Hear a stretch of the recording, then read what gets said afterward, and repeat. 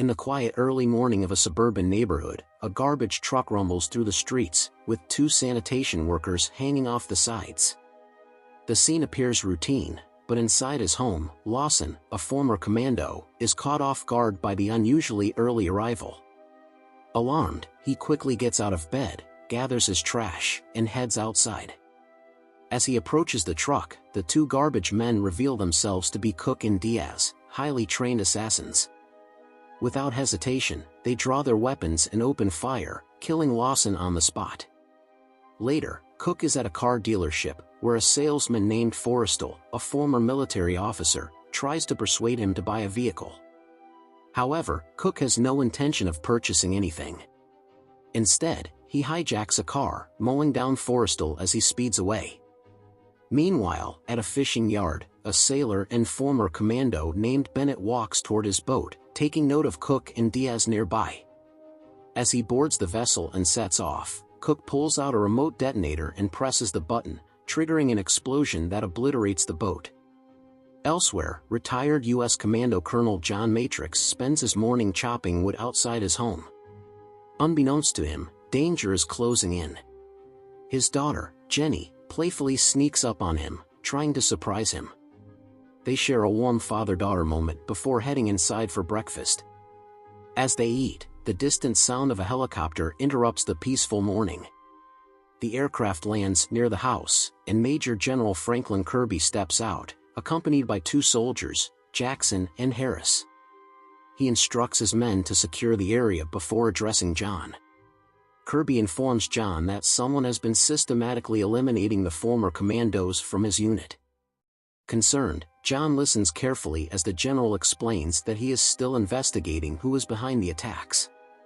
Before leaving, Kirby assures John that his team will keep an eye on him and his daughter. However, as the helicopter lifts off, John senses an imminent threat. Suddenly, Diaz emerges from the bushes, firing his weapon. Harris is killed instantly, and Jackson is wounded. Realizing the danger, John orders Jenny to hide in her room before rushing to his shed to retrieve his weapons. But when he returns to the house, he finds Jackson dead and, more alarmingly, Jenny gone. Diaz, still alive, taunts John, revealing that his people have taken Jenny and that John must comply if he wants to see her again. However, John refuses to negotiate. Without hesitation, he kills Diaz and immediately takes off in pursuit of the kidnappers. In a desperate attempt to catch up, he pushes a car off the hillside and jumps in, using the downward momentum to chase after them. Unfortunately, his plan backfires, and he is quickly captured. To his shock, the man behind the ambush is none other than Bennett, the commando who was presumed dead in the boat explosion. Smirking, Bennett admits that he faked his death and has been waiting for this moment. He reveals that all of this is revenge for John forcing him out of their elite commando unit. Before John can react, Bennett shoots him with a tranquilizer. John wakes up later, chained to a table in an unfamiliar location, surrounded by Bennett's men. Soon, he is introduced to Arias, a former Latin American dictator now living in exile. Arias lays out his demands. John must travel to Val Verde, a fictional South American country, and assassinate its newly elected president. If John refuses, Arias will ensure Jenny suffers.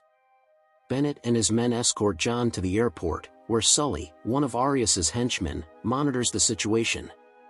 Another enforcer, Henriquez, is assigned to accompany John on the flight to Val Verde. Before boarding, Bennett warns John that if either Sully or Henriquez fails to check in with him, Jenny will be executed. Left with no choice, John appears to comply and boards the plane. Once inside, John asks a flight attendant how long the flight will take. She responds, 11 hours. Using this as his window of opportunity, John swiftly kills Henriquez and disguises his body under a hat and blanket to make it appear as if he is sleeping. As the plane takes off, John sneaks out of the aircraft just in time, landing in a swamp. He checks his watch and sets a timer for 11 hours, the time he has before Arias realizes he is not on the plane. Meanwhile, Sully, oblivious to John's escape, calls Arias to confirm that the plan is going as expected.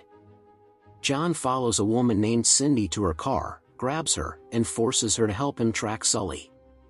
At a shopping complex, he explains the situation to Cindy, but she is skeptical.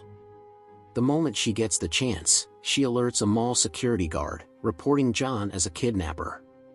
Before long, security personnel surround John, and Sully spots him struggling against the guards.